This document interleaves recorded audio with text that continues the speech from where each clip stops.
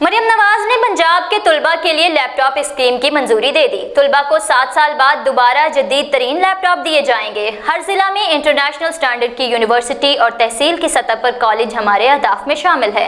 وزیر اعلیٰ پنجاب کی زیر صدارت اجلاس۔ مزید تفصیلات بیورو چیف لاہور میاں کبیر احمد کی اس رپورٹ میں۔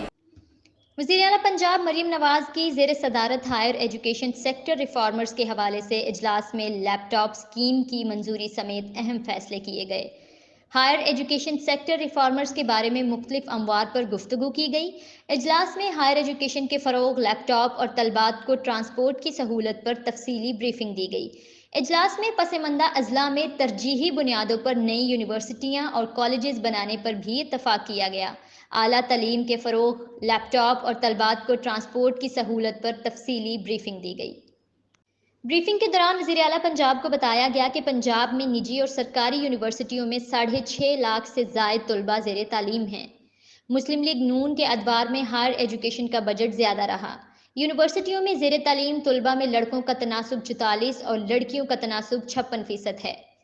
اجلاس میں خطاب کرتے ہوئے وزیر اعلیٰ پنجاب مریم نواز نے وزیر اعظم کی تعلیمی ایمرجنسی کے اعلان کا خیر مقدم کیا اور کہا کہ اسکول ایجوکیشن اور ہائر ایجوکیشن سیکٹر کو مکمل ری ویمپ کرنے کی ضرورت ہے۔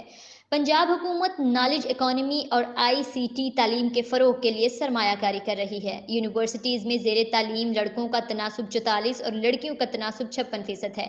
صوبے بھر میں طلباء کو 20,000 موٹر بائیکس دے رہے ہیں۔ حکومت تعلیمی میدان میں انقلاب لانے کے لیے اقدامات اٹھا رہی ہے۔